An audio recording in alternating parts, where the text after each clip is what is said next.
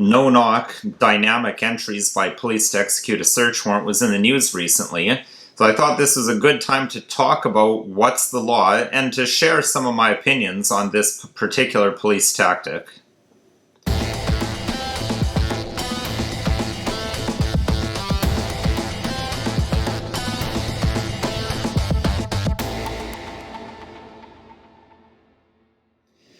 Hello, my name is Nicholas Wansbutter. I'm a criminal defense lawyer in Stratford, Ontario, Canada, and welcome to Don't Talk TV. Recently in Alberta, and for some reason it seems like it's always Alberta when I'm doing these videos, police conducted a no-knock raid with tactical-style units, an armored vehicle that crashed into the building that the people were sleeping in, and came up completely empty, finding nothing, no weapons and no drugs in that residence. Fortunately, this case made the news, and as the CBC indicated, hundreds of these types of raids are done every year, and we barely ever hear about them, raising the question of how many times are these raids done, nothing is found, and there's no accountability and nothing happens. I think this overwhelming use of police force and this extreme invasion of privacy and people's security of the person, even if they're criminals, is something to be very concerned about and something I want to look at. So first I'm going to just cover the case that I'm talking about in brief.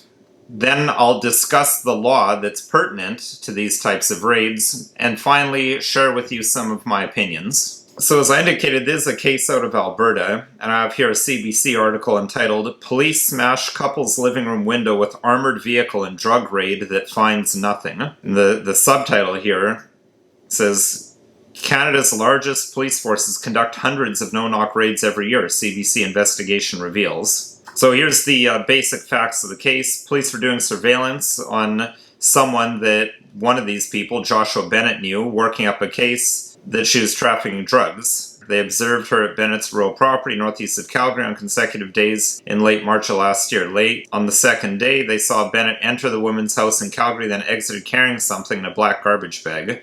Undercover officers then followed him home. And, of course, a confidential informant, someone with a criminal record who traded tips for money, had told investigators that the woman, quote, uses stash houses to hide her drugs and likes using rural areas, unquote, according to court records.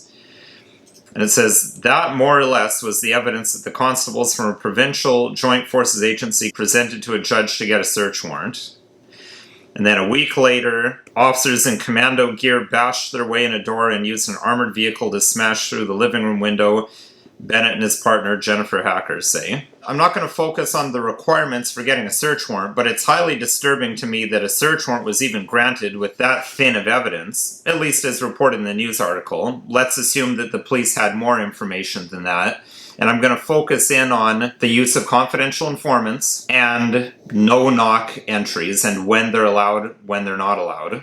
Just by way of a very brief summary, in order to get a search warrant, police need to satisfy a judicial officer, usually a justice of the peace, but sometimes a judge, depending on the type of warrant being sought, that they have reasonable and probable grounds to believe that an offense has occurred or that searching a location will provide evidence of an offense. All too frequently, and it seems to be increasing all the time, at least in my experience, police will found their reasonable and probable grounds upon confidential informant information. As the CBC article alluded to, these are generally people with criminal records, and generally they're people who are drug addicts themselves, who are deeply involved in the drug subculture, and who trade information with the police for money. Now, the Supreme Court of Canada, in a case called Her Majesty the Queen and Debo, has laid out what's required when police wish to rely upon confidential informant information. So, looking at page 1161 of the case, the Supreme Court lays out the test here, and they say, quote, "In my view, there are at least three concerns to be addressed in weighing evidence relied on by the police to justify a warrantless search." In this case, it was a warrantless search, but specifically when it's dealing with a confidential informant. First, was the information predicting the commission of a criminal offense compelling? By compelling, does that evidence have some teeth to it? Is it just rumor and innuendo? Does it just seem suspicious, or does it seem like, yes, this is compelling, this is very likely that there's going to be criminal activity?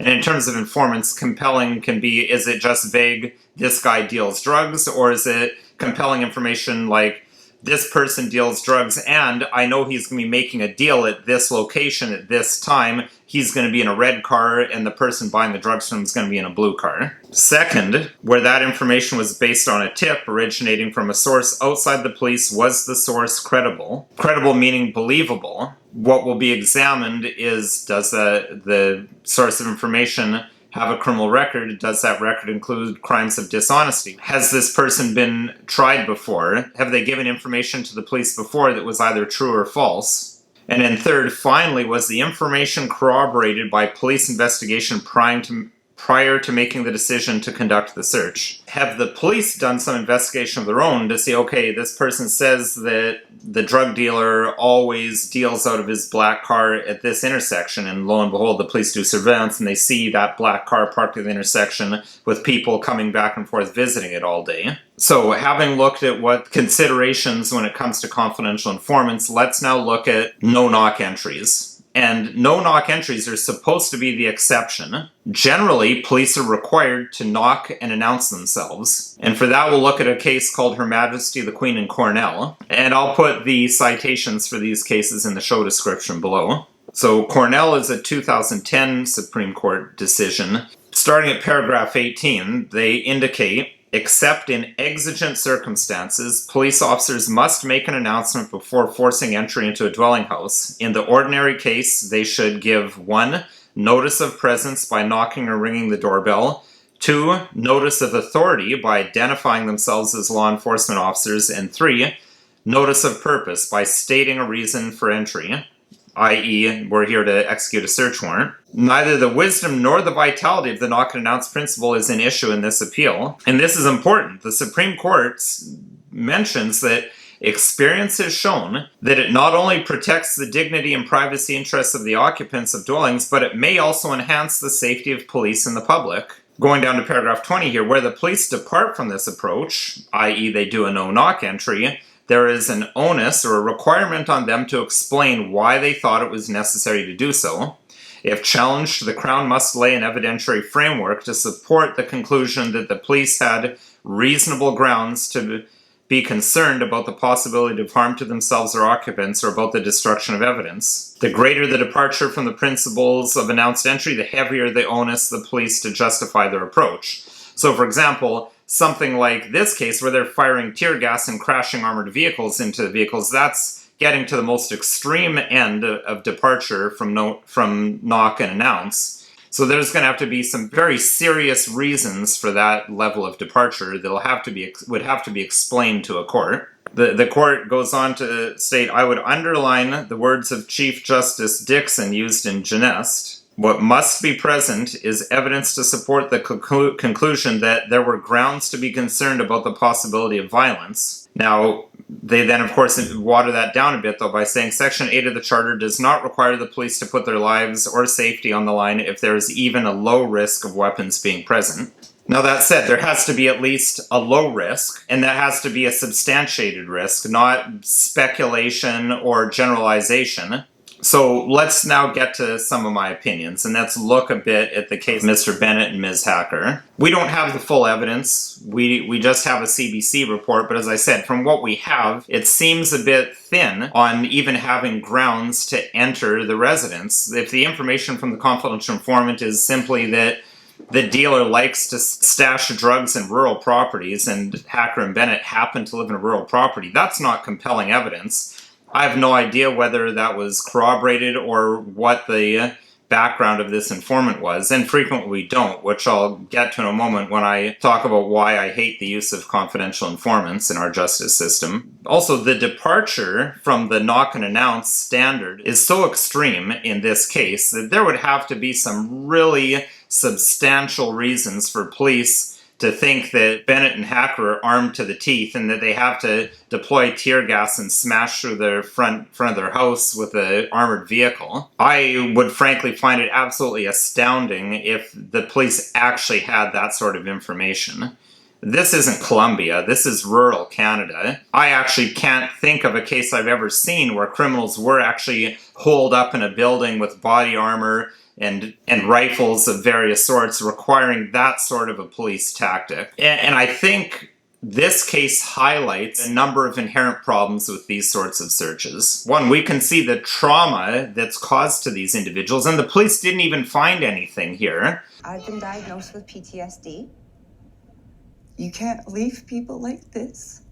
So these people had their lives destroyed for no good reason. And the lack of accountability. And this is huge because nothing's happened to the police. There is no redress for this. The most redress an individual can usually get is getting evidence that police find when they smash into your place excluded under Section 24 sub 2 of the Charter, which is fairly cold comfort when you've had your life turned upside down like this, although it's not even guaranteed because depending what they find, the worse the things found, the more likely that the court is going to allow that evidence in. I can get into why evidence should be excluded under 24.2 in another video. Some people might say that, well, if they find guns and drugs, people shouldn't get off just because police violated their rights, but I would suggest those people have to be acquitted because of those rights violations, because that is the only way that you're going to stop police from acting in a heavy-handed manner, because whether they get a conviction or not is one of the few things that the police care about.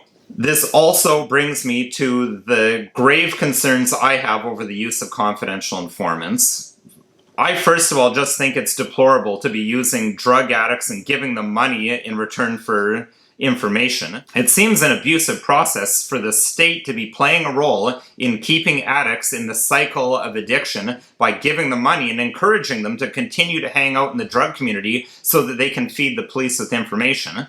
It's also highly problematic because it's so difficult to test the reliability of these individuals. Since they're anonymous, there's really no way to test whether the police are telling the truth when they assert that, no, this is a respectable, reliable informant. I have my suspicions about who some of the local informants are, and they are the absolutely least reliable people on the planet. And obviously the informant in this case wasn't very reliable because there was nothing in Bennett and Hacker's residence. And again, how many times do informants give bogus information that leads to nothing, and we never hear about it? There's a complete lack of accountability when it comes to the use of confidential informants. In my view, they should not be used. Thirdly, just no-knock entries in general are very troubling, and not because I don't think police have the right to defend themselves or because I think police need to put themselves in harm's way more than necessary, but they seem to be increasing in use in a time when general violence, and specifically violence against police, has been on the decline for many years. So it would seem that no-knock entries should actually be less necessary, but instead they're being used more. And in my respectful view, generally, danger to police is greatly overstated. Although police have a dangerous job, I would suggest that some jobs, like coal mining, are probably a lot more dangerous. And these type of entries don't necessarily make things any safer. Frankly, the overuse of no-knock entry and these military-style tactics is a naked display of force more than anything, and that's highly troubling.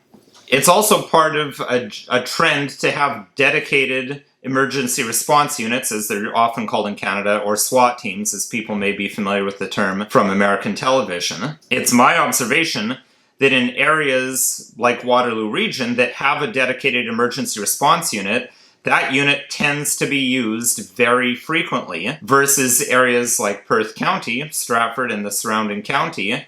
They do not have a dedicated emergency response unit, and therefore you almost never see these commando-style no-knock entries. And it's just a matter of common sense that if you have a dedicated unit and all they're doing is sitting around all day training for these sorts of entries, they're going to want to use their training. And the chief of police wants to justify his budget line for having the armored vehicle and the guys armed with machine guns and body armor. So they're gonna get used to show that it's a justifiable expense. Except in areas that have very high crime and lots of gang activity, I think it's problematic to have dedicated units versus having a few officers who are trained that can be called off the road to do it, because then they're only going to use those tactics when it's really necessary, and that's the way it should be. Again, I don't advocate defund the police. I don't say police shouldn't be able to defend themselves, but I think it's being overused and needs to be dialed back. This video is not legal advice. If you have a situation where you need legal advice, call a lawyer. You can call myself or another lawyer. My 1-855 number and website are listed below. And if you have any suggestions of video topics, things you'd like to see me cover, please leave a suggestion in the comments box below or send me an email. And if you found this video at all helpful, informative, interesting, please consider liking, sharing, and subscribing, and following me on social media.